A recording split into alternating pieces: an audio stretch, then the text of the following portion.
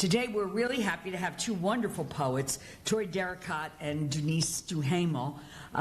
Toy is somebody that who is, I think of as a New Jersey writer, although she hasn't lived in New Jersey in a long time. I still think of her as one of ours and as somebody coming home to New Jersey to do this reading. So for me, this was very exciting because it seemed to me that it's a pleasure to welcome somebody back to a place that is, for me, very connected with her. Toy is now professor of English at the University of Pittsburgh. She has published 4 books of poems, including Captivity, Natural Birth, The Empress of the Death House, and Tender. She was the winner, which was the winner of the 1998 Patterson Poetry Prize. Her memoir, The Black Notebooks, was the New York Times Notable Book of the Year and won the 1998 Ansfield Wolf Book Award for Nonfiction, the Black Caucus of the American Library Association Nonfiction Award, and was nominated for the Penn Martha Albrand Award for the Art of the Memoir.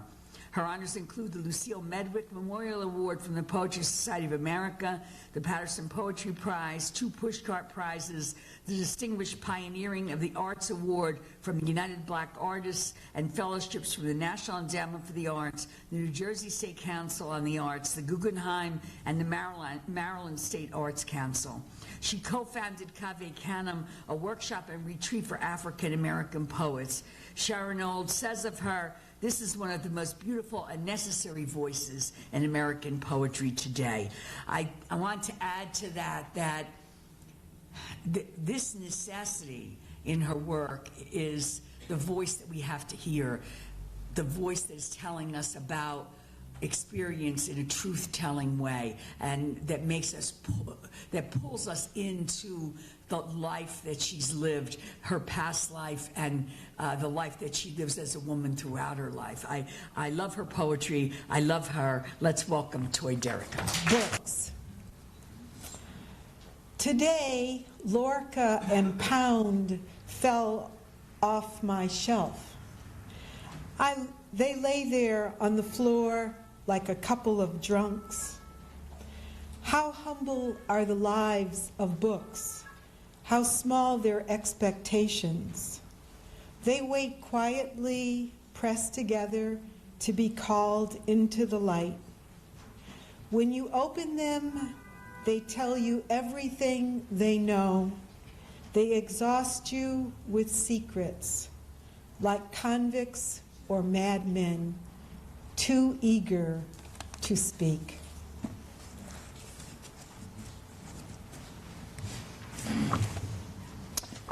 Time. Pay attention to the time.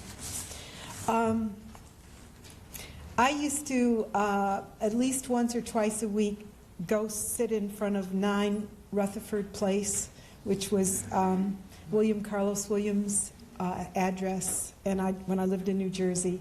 And I'd walk over the Patterson Falls Bridge, and he was like a father in a lot of ways to me and my poetry. I loved him in a very visceral way, not the way you just get it from reading in a book. It's a different thing when you live there, and he becomes a part of your history, flesh, I don't know. And so this poem happened one day when I was in, I think I was in, I don't know if I was in Rutherford or Patterson. Allen Ginsberg. Once Allen Ginsberg stopped to pee in a bookstore in New Jersey. He looked like a bum, not like the miracle-laden Christ with electric atom juice, not like the one whose brain is a river in which was plunked the stone of the world, the one bathing fluid to wash away 25,000-year half-lives. He was dressed as a bum. He had wobbled on a pee-heavy bladder in search of a gas station, a dime store with a quarter booth, a Chinese restaurant, when he came to that grocery store of dreams. Chunks of Baudelaire's skin glittered in plastic, his eyes in sets innocent as the unhoused eyes of a butchered cow. In a dark corner, Rambo's genitals hung like jerky, and the milk of Whitman's breasts drifted in a carton, dry as talcum. He wanted to pee and lay his head on the cool stacks, but the clerk took one look and thought of the buttocks of clean businessmen squatting during lunch hour, the thin flanks of pretty girls buying poetry for school. Behind her, faintly, the deodorized bathroom. She was the one at the gate protecting civilization. He turned, walked to the gutter, unzipped his pants, and peed. Do you know who that was? A man from the back came forth. Soon she was known as the woman in the store on Main who said no to Allen Ginsberg. And she is proud. So proud she told this story, pointing to the spot outside, as if still flowed the holy stream.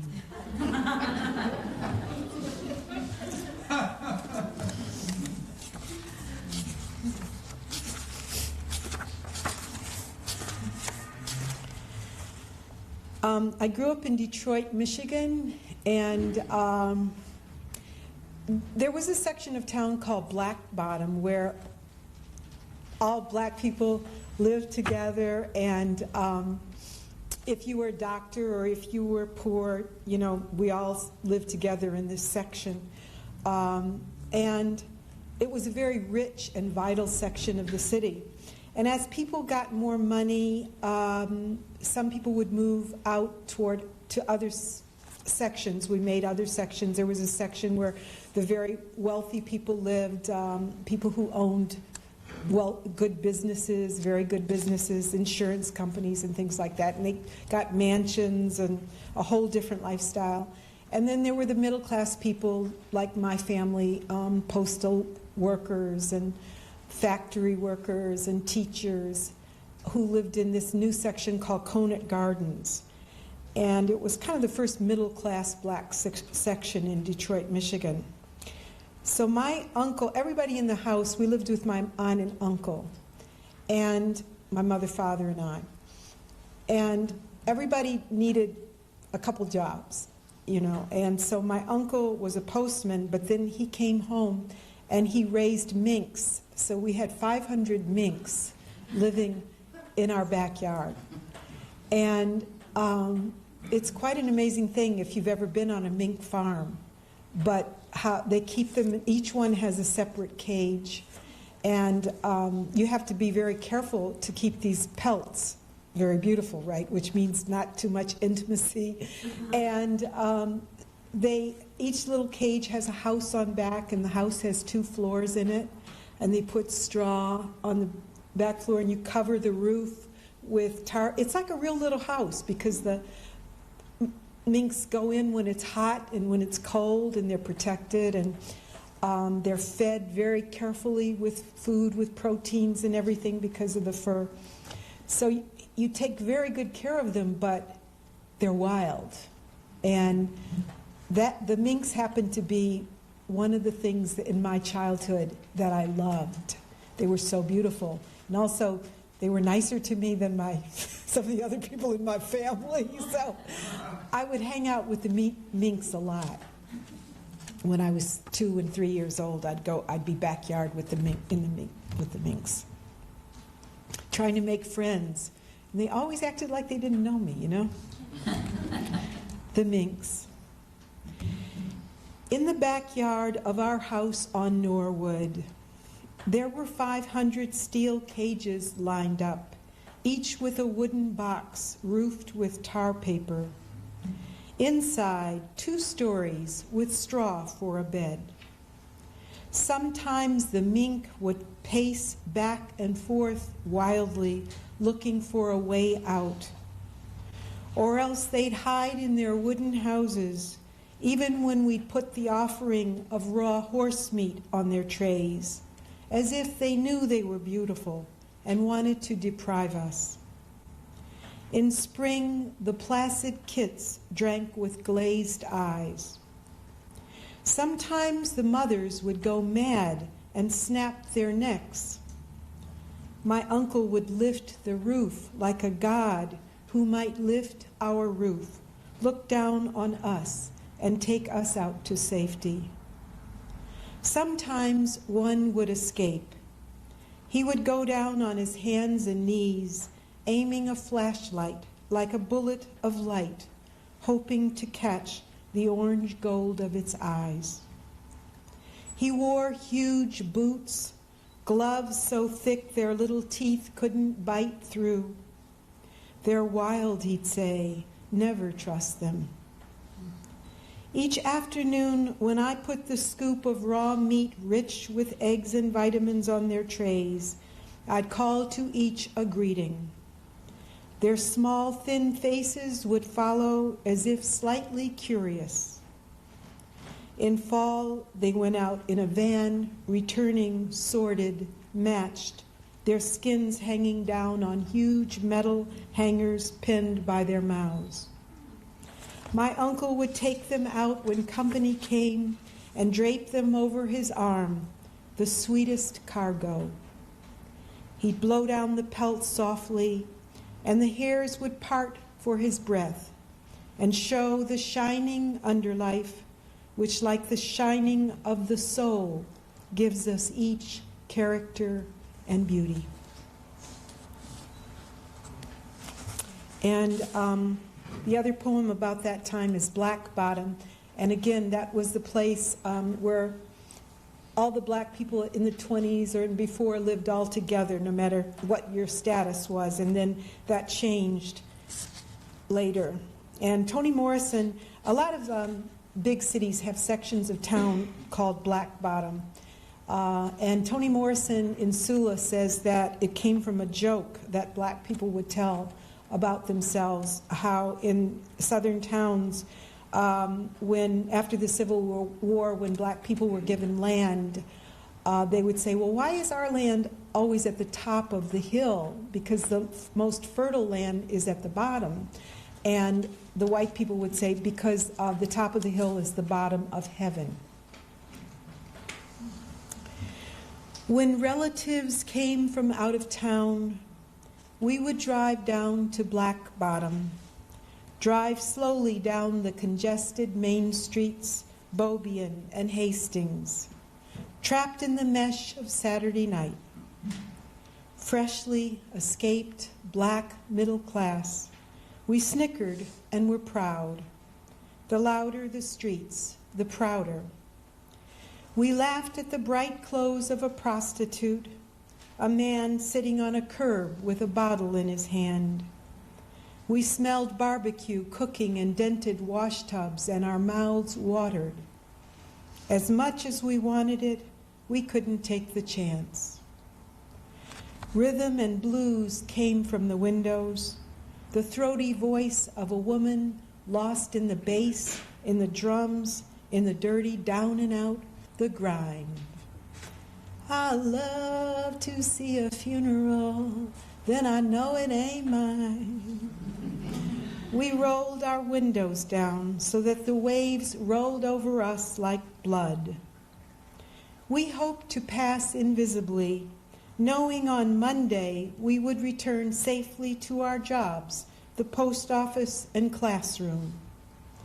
We wanted our sufferings to be offered up as tender meat, and our triumphs to be belted out in raucous song. We had lost our voice in the suburbs, in Conant Gardens, where each brick house delineated a fence of silence. We had lost the right to sing in the street and damn creation.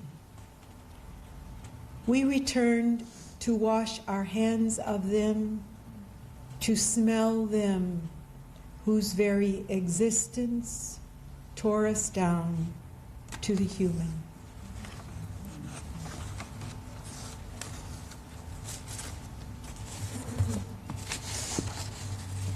You're supposed to read a little from every book, so I'm going to read a little from the Black Notebooks. I used to read only new stuff at readings.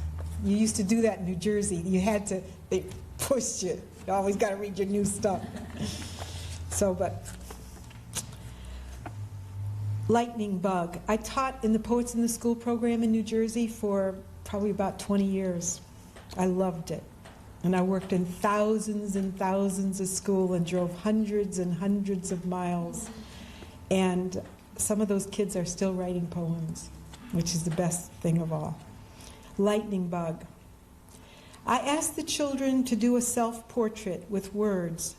One girl, a black girl, Alicia, didn't like the way she looked. I told her that for everything she named that she didn't like about herself, I would name one thing I didn't like about myself. She named teeth. I named stomach. She named fat. I named feet. She named hair. She named skin. This little girl in the 2nd grade thinks she is ugly because of her hair and skin.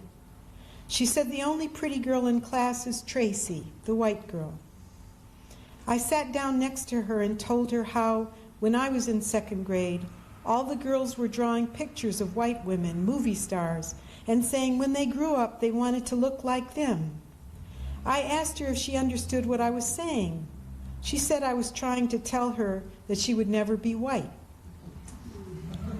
I told her, yes, in a way I was saying that.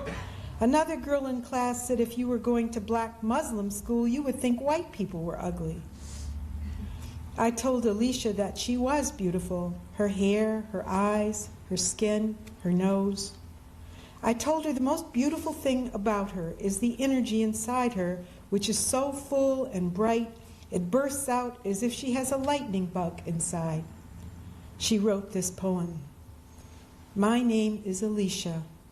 Mrs. Derricotte thinks I'm pretty. She says I have a lightning bug inside me, and that makes me smile.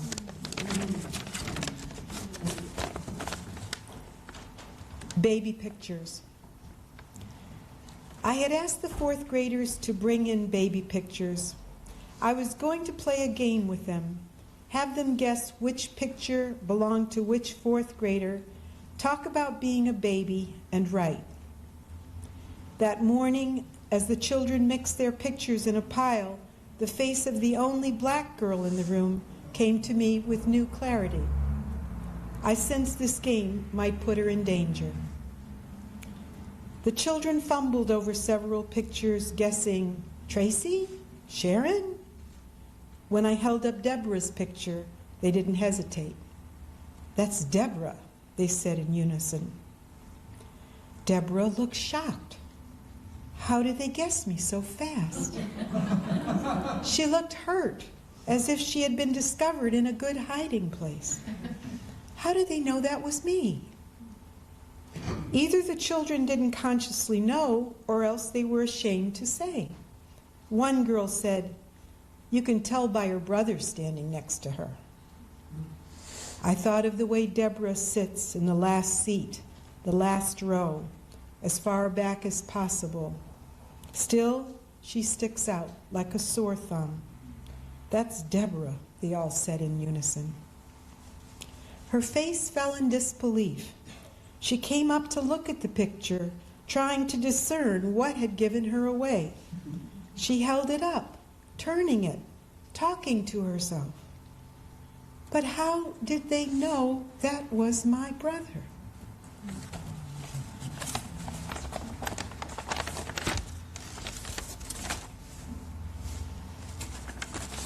Clarissa. My friend Maddie said how disturbed she was about racial problems in the small town she's teaching in. I'm sorry to out you, Maddie. Here, just read it. The community is largely white and upper middle class. However, there is a poor black section. Many of the mothers in this section are maids in the households of other children in the school. In each class there is one black child, and this child is also outstanding in terms of behavior. In one class, the girl is super bright, super personality. In another, the girl is the slowest. When asked to write something about her hand, she wrote, "My hand is clean." The teacher said, "That girl comes to school every day smelling and dirty." In the other classrooms, the black children are either the clowns or the bad kids, almost all of them far behind. When Maddie talked to the teachers, they looked at her like she was crazy. There's no racism here. I remember Clarissa, that girl who came to school each day starched and pressed all over, her kinky curls, her pinafore.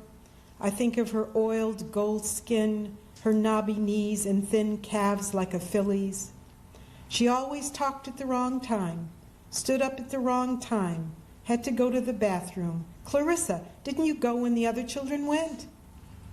And no matter how clean she was when her mother sent her, no matter how many times she brought home bad reports, each day Clarissa screamed as if crazy.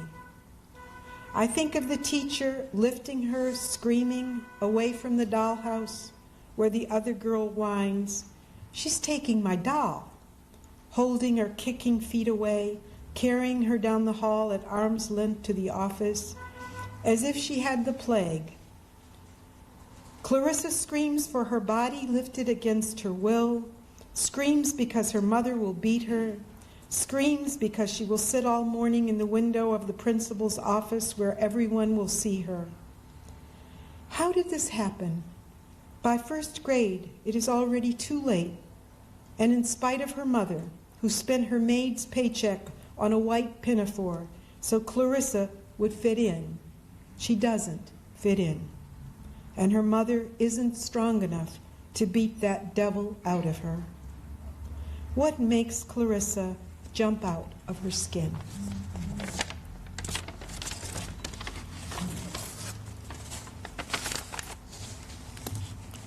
So now we go to the next book.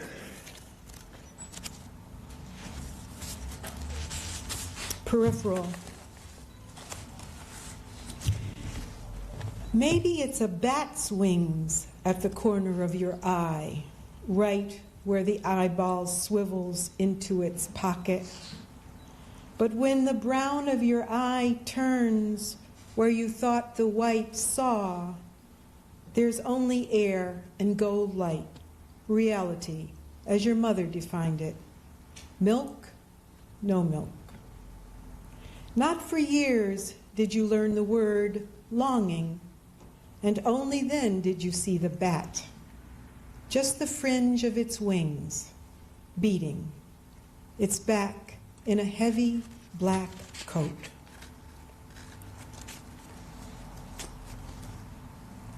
Bird. The secret is not to be afraid, to pour the salt, letting your wrist be free. There is almost never too much. It sits on top of the skin like a little crystal casket. Under it, the bird might imagine another life, one in which it is grateful for pleasing, can smell itself cooking, the taste of carrots, onions, potatoes, stewed in its own juice, and forget the dreams of blood coursing out of its throat like a river.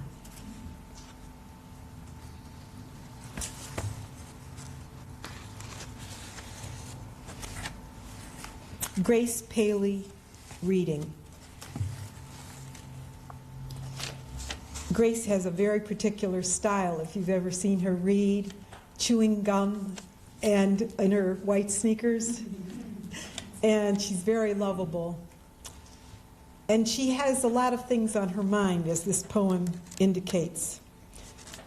I was the one in charge of Grace for a reading that she did at Old Dominion University, and she caused me some anxiety.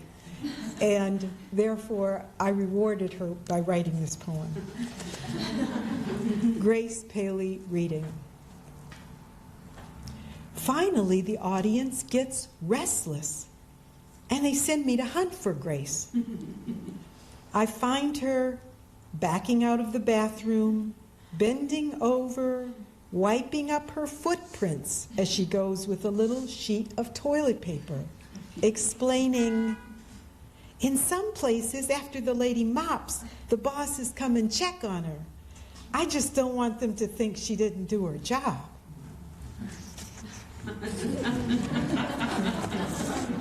Only Grace.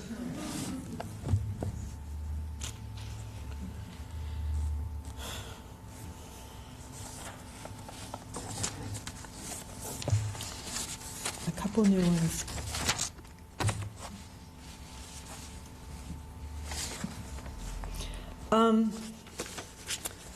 I had a pet fish for the first time in my life, a betta, and I started writing poems about this fish, and after a while, I started feeling really embarrassed about writing all these love poems about this fish. I said, what the hell is going on here? And I was like, should I read these things? And anyway, it's called the Telly Cycle. So I'll read a couple. And it starts with a quote from Mark Doty.